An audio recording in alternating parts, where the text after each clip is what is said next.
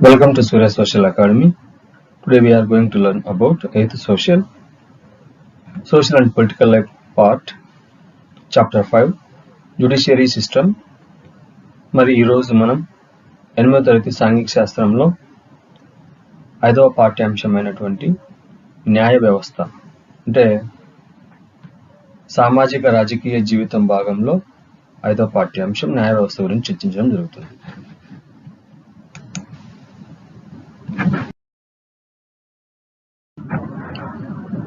What is judiciary?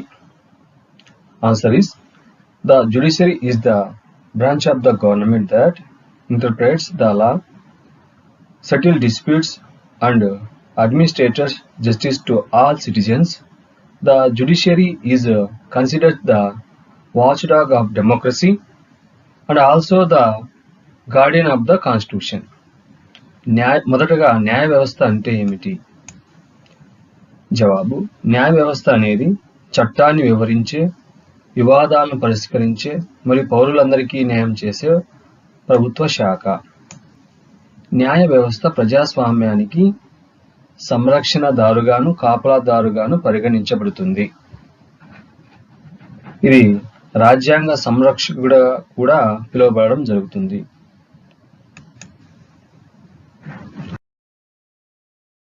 What is an independent judicial system?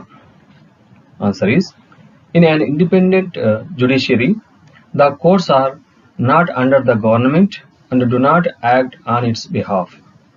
This allows the courts in ensuring that the legislature and the executive do not misuse the power. An independent judiciary plays a critical role in protecting the fundamental rights of citizens. మరి స్వతంత్ర న్యాయ వ్యవస్థ అంటే ఏమిటి? జవాబు: మరి స్వతంత్ర న్యాయ వ్యవస్థ అంటే న్యాయ వ్యవస్థ ప్రభుత్వం కింద ఉండదు. మరి స్వతంత్రంగా న్యాయ వ్యవస్థ పనిచేయడం జరుగుతుంది. శాసన శాఖ, కార్యనిర్వహణ శాఖ అధికారాన్ని దుర్వినియోగం చేయకుండా చూడడం దీని యొక్క ప్రధానమైనటువంటి విధి. మరి రాజ్యాంగం కల్పించినటువంటి హక్కులు, పౌరుల హక్కులను కాపాడడం కూడా స్వతంత్ర న్యాయ వ్యవస్థ ముఖ్యమైన విధిగా ఉంటుంది. మరి రాజ్యాంగంలో పేర్కొన్నటువంటి ఈ యొక్క హక్కులకు భంగం వాటిల్లితే న్యాయ వ్యవస్థ ద్వారా మన హక్కులను మనము రక్షించుకోవచ్చు అని భారత రాజ్యాంగంలో స్వతంత్ర న్యాయ వ్యవస్థ గురించి చెప్పడం జరిగింది. The above photo shows the Supreme Court of India. The Supreme Court was established on 26 January 1950. The day India became a republic. Like its predecessor, the Federal Court of India, 1937 to 1949, it was earlier located in the Chamber of Princes in the Parliament House. It's moved to its present building on Madura Road in New Delhi in 1958. భారతదేశం గణతంత్ర రాజ్యంగా ఏర్పడిన 1950 జనవరి 26వ తారీఖునే supreme court ఢిల్లీలో ఏర్పాటు చేయడం జరిగింది. అంతకుముందు ఈ సుప్రీంకోర్టు ఫెడరల్ కోర్ట్ ఆఫ్ ఇండియాగా 1937 నుంచి 1949 వరకు పిలువబడుతూ ఉండేది.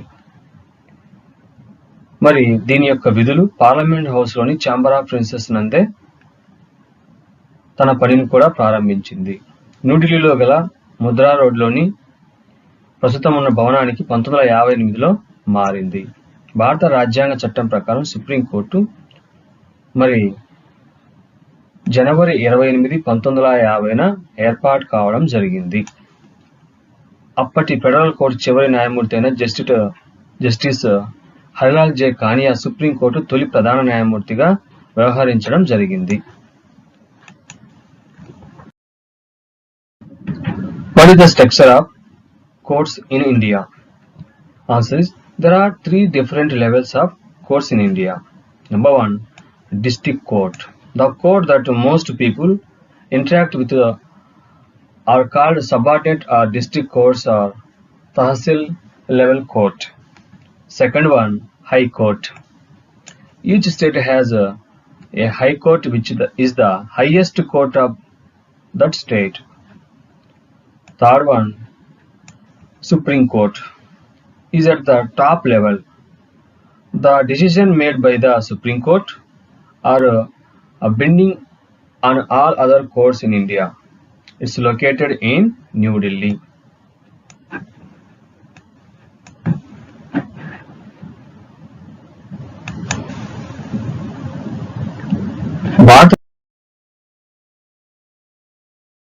భారతదేశంలో న్యాయస్థాన నిర్మాణం ఏమిటి? భారతదేశంలో 3 స్థాయిలలో కోర్టులు ఉన్నాయి. ఈ యొక్క పటాన్ని మనం గమనించినట్టయితే కింది కోర్టు అంటే అది తాలూకా కావచ్చు లేదా జిల్లా కోర్టు కావచ్చు, దానిలను కింది కోర్టులుగా పిలుస్తారు. తర్వాత హైకోర్టు ఉంది, అది రాష్ట్ర స్థాయిలో అత్యున్నతమైనటువంటి కోర్టు. దేశానికంతటికి అత్యున్నతమైనటువంటి కోర్టు సుప్రీం కోర్టు. కాబట్టి జిల్లా కోర్టు లేదా తాలూకా కోర్టులను కింది కోర్టులు అంటాము. ఎక్కువ మంది ఈ కోర్టును ఆశ్రయిస్తూ ఉంటారు. మరి హైకోర్టును ప్రతి రాష్ట్రానికి ఒక హైకోర్టు ఉంటుంది. ఇది ఆ రాష్ట్రంలో అత్యున్నతమైనటువంటి న్యాయస్థానంగా పిలువబడుతుంది. మరి సుప్రీం కోర్టు అత్యున్నతమైనటువంటి కోర్టుగా కూడా చెప్తారు. ఇది ఢిల్లీలో ఉంటుంది. మరి ఈ సుప్రీం కోర్టు నిర్ణయాలకు ఈ కింది కోర్టులు అన్ని అంటే హైకోర్టు, జిల్లా కోర్టు, తాలూకా కోర్టులు ఇవన్నీ కట్టుబడి ఉండాలి.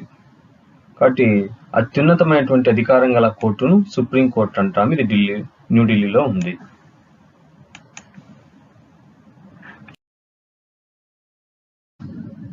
What is the full form of PIL? Answer is, the full form of PIL is Public Interest Litigation. PIL యొక్క అర్థం ఏమిటి అంటే, పిల్ అంటే మరి ప్రజా ప్రయోజనాల వాద్యం అని అర్థం. What is Article 21 also known as?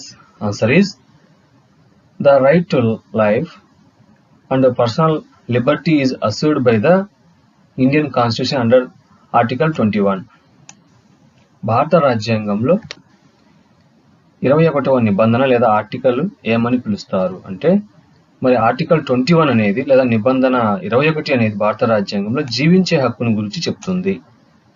ఇది వ్యక్తిగత స్వేచ్ఛ కూడా హామీ ఇవ్వడం జరుగుతుంది.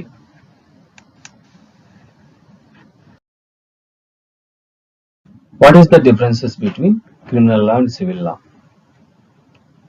Criminal law deals with conduct or acts that the law defines as offences. For example, theft, harassing a woman to bring more dowry, murder, etc.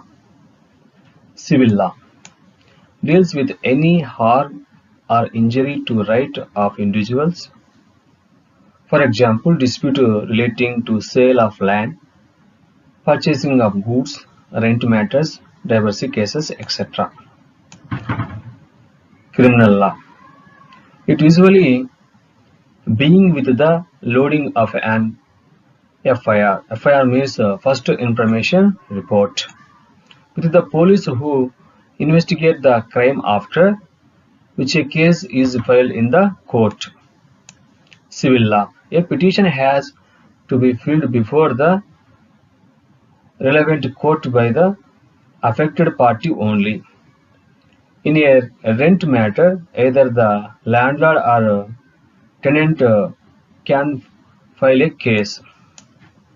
Criminal law. It found guilty, the accused can be sent to jail and also fined. Civil law. The court gives the specific relief asked for.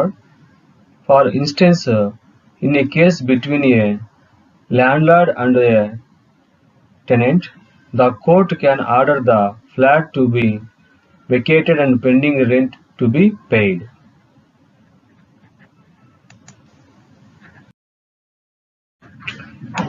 Criminal చట్టము మరియు పౌర చట్టము మధ్య తేడా ఏమిటి? మరి criminal చట్టాన్ని నేర శిక్షా స్మృతి అని అంటారు. మరి పౌర చట్టాన్ని లేదా ఆ సివిల్ కేసెస్ను పౌర శిక్షా స్మృతి అంటారు. మొదటిగా మరి నేర శిక్షా స్మృతిలో అంటే క్రిమినల్ చట్టంలో ఇది నేరంగా పరిగణించబడే చర్యలకు లేదా పనులకు చెందిన చట్టాలకు సంబంధించి, ఉదాహరణకు దొంగతనం, అధిక కట్నం కోసం మహిళలను హింసించడం, హత్య మొదలైనవి. మరి సివిల్ కేసెస్ అంటే పౌర శిక్షా స్మృతిలో ఇది వ్యక్తుల ఒప్పందాన్ని ఉల్లంఘించడం వల్ల జరిగే నష్టానికి సంబంధించి, ఉదాహరణకు భూమి అమ్మకానికి సంబంధించిన వివాదాలు, వస్తువుల కొనుగోలు, అద్దె వివాదాలు, విడాకుల కేసులు అన్ని ఆర్థిక సంబంధమైనటువంటి అంశాలు. మరి నేర శిక్షా స్మృతిలో ఇది సాధారణంగా నేరాన్ని దర్యాప్తు చేసే పోలీసులు తొలి సమాచార నివేదిక, దాన్ని ఎఫ్ఐఆర్ అంటారు, ఫస్ట్ ఇన్ఫర్మేషన్ రిపోర్ట్ దాఖలు చేయడంతో ప్రారంభమవుతుంది. తర్వాత కోర్టులో కేసు దాఖలు చేయబడుతుంది. మరి పౌర శిక్షా స్మృతి అంటే సివిల్ కేసెస్ లో నష్టపోయిన వ్యక్తి సంబంధిత న్యాయస్థానంలో దావా వేయాలి. అద్దె వివాదంలో యజమాని గాని లేదా కిరాయిదారుడు గాని కేసు దాఖలు చేయాలి. నేర శిక్షా స్మృతి అంటే క్రిమినల్ కేసులో దోషిని రుజువు అయితే నిందితులను జైలుకు పంపడంతో పాటు జరిమానా కూడా విధించవచ్చు. మరి పౌర శిక్షా స్మృతి అంటే దాన్ని సివిల్ కేసెస్ అంటాం. నష్టపోయిన వ్యక్తికి న్యాయస్థానం ఉపశమనాన్ని కలిగిస్తుంది. ఉదాహరణకు యజమాని కిరాయిదారుని అద్దెదారుడు మధ్య వివాదంలో ప్లాట్లను ఖాళీ చేయవలసిందిగా చెప్పడం, అద్దె బకాయిని కూడా చెల్లించమని చెప్పడం, అద్దెదారుని కోర్టు ఆదేశించవచ్చు. ఇవన్నీ ఆర్థిక సంబంధమైనటివి పౌర శిక్షా స్మృతి కిందికి వస్తాయి. నేర శిక్షా స్మృతి అనేది మరి నేరానికి సంబంధించిన అంశాలకు సంబంధించిన అంశాలు.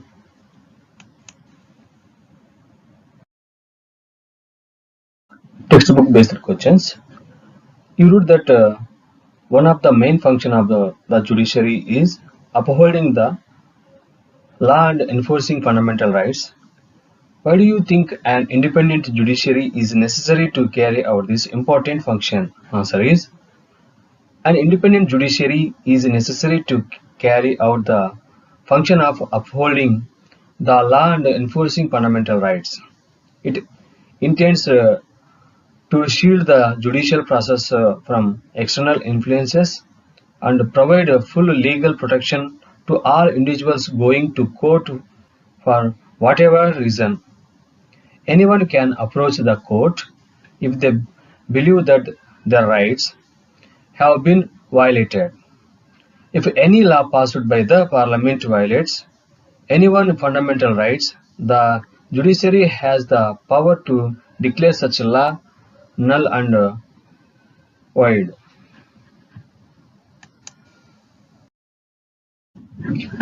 న్యాయ వ్యవస్థ యొక్క ప్రధాన విధుల్లో ఒకటి చట్టాన్ని పరిరక్షించడం మరియు ప్రాథమిక హక్కులను అమలు చేయడం. ఇది పాఠ్యపుస్తకంలో మనం చదివాను. ఈ ముఖ్యమైనటువంటి విధిని నిర్వహించడానికి స్వతంత్ర న్యాయ వ్యవస్థ ఎందుకు అవసరమని మీరు అనుకుంటున్నారు? చట్టాన్ని పరిరక్షణ అంటే రాజ్యాంగాన్ని పరిరక్షించడం మరియు ప్రాథమిక హక్కులను అమలు చేయడం అనేది మరి స్వతంత్ర న్యాయ వ్యవస్థ అత్యంత అవసరం. స్వతంత్ర న్యాయ వ్యవస్థ లేకుంటే మరి రాజ్యాంగాన్ని పరిరక్షించలేం, ప్రాథమిక హక్కులను అమలు సక్రమంగా జరగదన్నమాట. మరి ఏ కారణం చేతనైనా మనము కోర్టుకు వెళ్ళి మరి మనకున్నటువంటి ఈ యొక్క హక్కులను, మనకున్నటువంటి రాజ్యాంగంలో కల్పించినటువంటి ఆ యొక్క స్వేచ్ఛను మనము స్వతంత్ర న్యాయ వ్యవస్థ కలిగి ఉంటే కాపాడుకోవచ్చు. స్వతంత్ర న్యాయ వ్యవస్థలో ఏ పౌరుడైనా న్యాయ వ్యవస్థ వద్దకు వెళ్ళి న్యాయాన్ని పొందవచ్చు. పార్లమెంట్ ఆమోదించిన ఏదైనా చట్టం ఎవరైనా ప్రాథమిక హక్కులను ఉల్లంఘిస్తే అటువంటి చట్టాన్ని చెల్లనిదిగా ప్రకటించే అధికారం ఈ స్వతంత్ర న్యాయ వ్యవస్థకు ఉంటుంది. కాబట్టి చట్టాలు కూడా మరి రాజ్యాంగంలో పేర్కొన్న ఆ యొక్క అంశాలకు వ్యతిరేకంగా ఉంటే స్వతంత్ర న్యాయ వ్యవస్థ ద్వారా ఆ చట్టాలు కూడా చెల్లవు అని చెప్పేటువంటి అధికారం స్వతంత్ర న్యాయ వ్యవస్థ ద్వారా న్యాయ వ్యవస్థకు ఉంది. Reread the list of fundamental rights provided in Chapter 1. How do you think the right to constitutional remedies connects to the idea of judicial review? First of all, we observe the fundamental rights. The 6 fundamental rights of Indian citizens as declared in the Constitution of India are: number 1, right to equality, number 2, right to freedom, number 3, right to against exploitation, number 4, cultural and educational right, number 5, right to freedom of religion, number 6, right to constitutional remedies. Initially, there are 7 fundamental rights, but right to property was later converted into legal right by the 44 Constitutional Amendment of the Constitution in the year of 1978. Judicial review of court decision is carried out when the judgment given by the court violated any constitutional provision. The Constitution, every citizen has equal rights and none can be discriminated against. If there is any violation, the judiciary is free to review the earlier judgment even by the Supreme Court.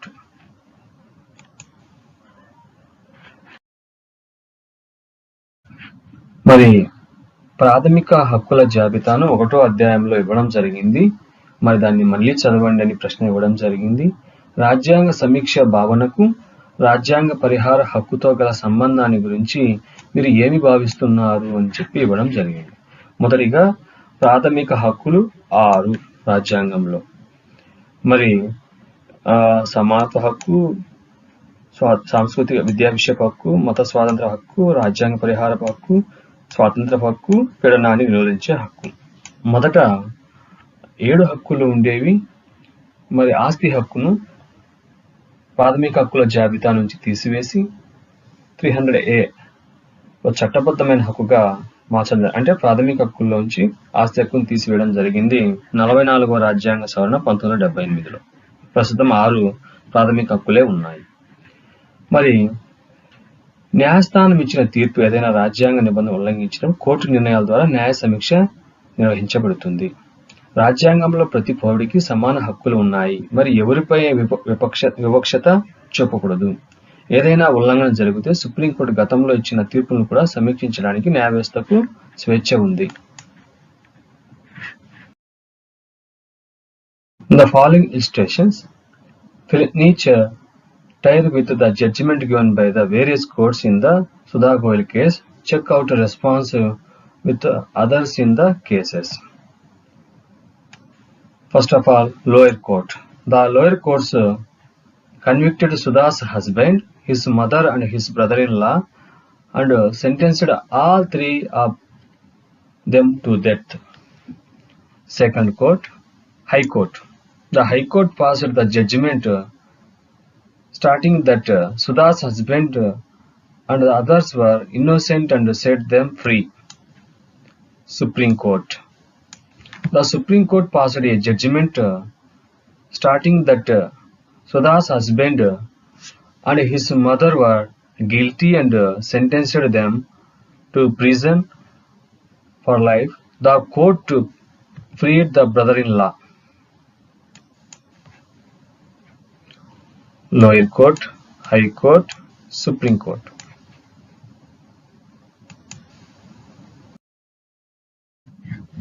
ఈ క్రింద ఇవ్వబడినటువంటి అంశంలో దృష్టాంతంలో సుధా గోయల్ కేసులో వివిధ కోర్టుల్లో ఇచ్చిన తీర్పులు. మరి ప్రతి శ్రేణిని పూరించండి, తరగతి గదులు ఇతర విద్యార్థుల ప్రతిస్పందనలు తనిఖీ చేయండి అని ప్రశ్న ఇవ్వడం జరిగింది పాఠ్య పుస్తకంలో. మరి దిగువ కోర్టు సుధా భర్త, అతని తల్లి మరియు అతని బావమర్దిని దోషులుగా నిర్ధారించిన లోయర్ కోర్టు వారి ముగ్గురికి మరణశిక్ష విధించింది. Lower court. కింది కోర్టు.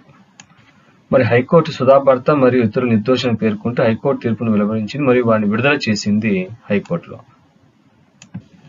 మరి సుప్రీంకోర్టు సుధా భర్త మరియు అతని తల్లి దోషులను పేర్కొంటూ సుప్రీంకోర్టు తీర్పు ఇచ్చింది మరియు వారికి జీవిత ఖైదు విధిస్తూ తీర్పునిచ్చింది. బావమర్దికి కోర్టు విముక్తి కల్పించింది. ఇది సుప్రీంకోర్టు. సుప్రీంకోర్టు తీర్పు తుది తీర్పు, దాన్ని ఎవరు మార్చలేరు.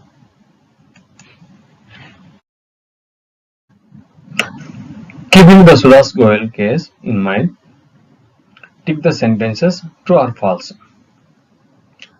First one, the accused took the case to the High Court because they were unhappy with the decision of the trial court. First one, true. Second one, they went to the High Court after the Supreme Court had given its decision.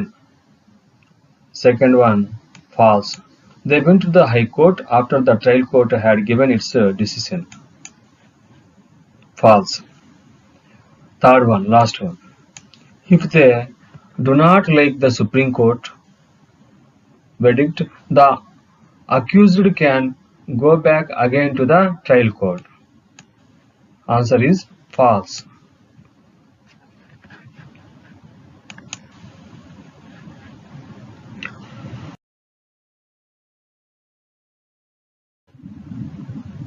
Sudha Koyal కేసును దృష్టిలో ఉంచుకుని ఈ క్రింది విషయాలు లేదా వాక్యాలతో తప్పు ఒప్పు గుర్తించండి అని చెప్పి పాఠ్యపుస్తకంలో ప్రశ్న ఇవ్వడం జరిగింది. మొదటిది, నిందితుడు ట్రయల్ కోర్టులోని తీర్పుకు అసంతృప్తి చెంది హైకోర్టును ఆశ్రయించాడు. మొదటిది రైట్, ఒప్పు. వారు సుప్రీంకోర్టు తీర్పు అనంతరం హైకోర్టును ఆశ్రయించారు. రెండవది రాంగ్, ఎందుకంటే హైకోర్టు వారు ఆశ్రయించారు. మూడవది, సుప్రీంకోర్టు తీర్పు నచ్చనిచో నిందితుడు తిరిగి ట్రయల్ కోర్టును ఆశ్రయించే హక్కు కలదు.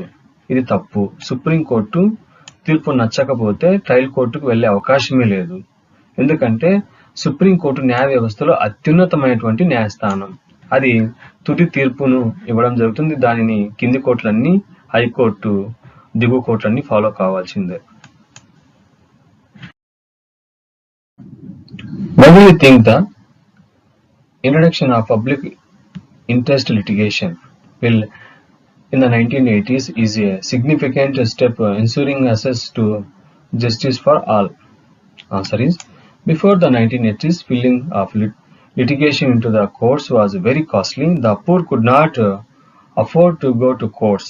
Since the 1980s, the people can file their case though a letter or telegram addressed to the Supreme Court or the High Courts without spending any money. The courts take it as public interest litigation. Thus, it is a significant step in ensuring access to justice to all the citizens.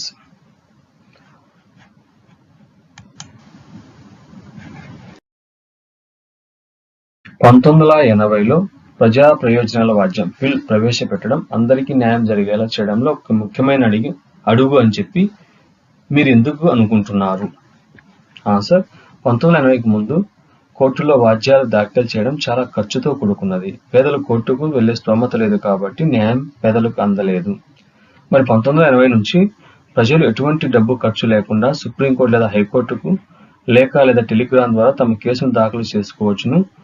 దీనిని కోర్టులు ప్రజా ప్రయోజన వాద్యంగా PIL గా అంటే public interest litigation గా పిలవడం జరిగింది. మరి అందువల్ల పౌరులందరికీ న్యాయం పొందేలా చేయడంలో ఇది ఒక ముఖ్యమైనటువంటి దశ బిల్ లేదా ప్రజా ప్రయోజనాల వాద్యం.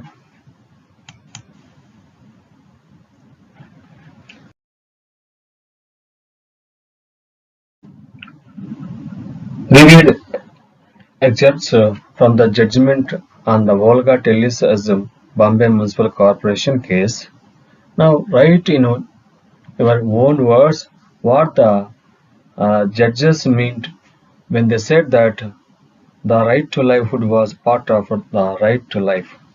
Answer is, in the Volga Tellis as a Mumbai Municipal Corporation case, the judges started that the right to livelihood was a part of the right to life. They started that life does not merely mean an animal existence. It cannot be lived without a means of livelihood. In the above mentioned case, people were poor and lived in slums. They had small jobs and no other places to live. For them, eviction from their slum means a deprivation of their livelihood, which consequently means deprivation of life. This is how judges connected the right to life to the basic requirement of any livelihood: food, cloth, and shelter.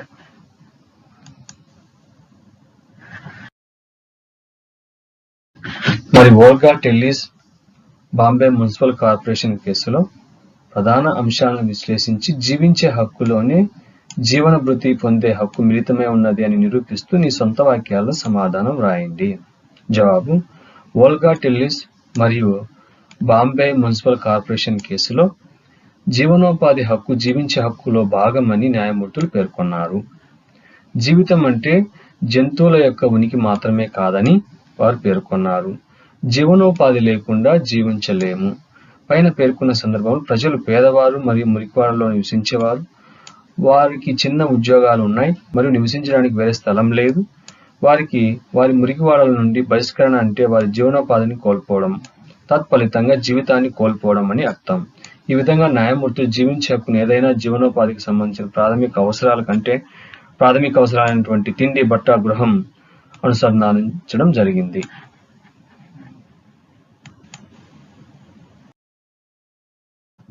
Make sentences with each of the glossary words given on the text pages. First one, acquit. This refers to the court declaring that a person is not guilty of the crime which he or she was tried for by the court. Second one, to appeal.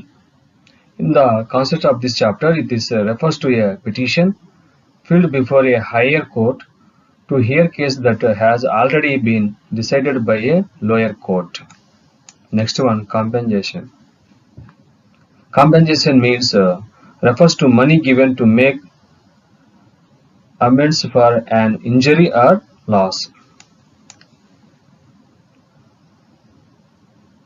Next one, eviction. Eviction means the removal of persons from land or home that they are currently living in. Next one, violation. Violation means both to the act of breaking a law as well as to the breach or infringement of fundamental rights.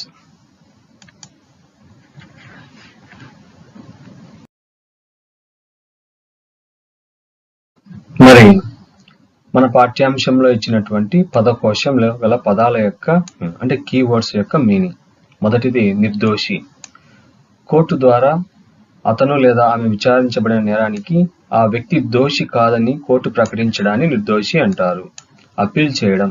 Next, మరి ఇప్పటికే దిగువ court ఇచ్చిన తీర్పుపై ఉన్నత న్యాయస్థానంలో petition దాఖలు చేయడాన్ని appeal చేయడం అంటారు. ఉదాహరణకు హైకోర్టు నుంచి సుప్రీంకోర్టుకు అప్పీల్ చేయడం. పరిహారం. ఈ పాఠంలో గల ప్రధాన అంశం ప్రకారం గాయం లేదా నష్టాన్ని సరిదిద్దడానికి ఇచ్చిన నగదును పరిహారం అంటాము. తొలగింపు. ప్రస్తుతం నివసిస్తున్న భూమి, ఇంటి నుండి వ్యక్తులను ఖాళీ చేయించడాన్ని తొలగించడం అంటారు. ఉల్లంఘన. మరి చట్ట ఉల్లంఘన లేదా ప్రాథమిక హక్కుల ఉల్లంఘన రెండింటిని ఈ పదం సూచిస్తుంది. ఈ పాఠ్యాంశంలో ఉన్నటువంటి ముఖ్యమైనటువంటి కీలకమైన భావనలు, దాని meanings. Thank you for watching my videos.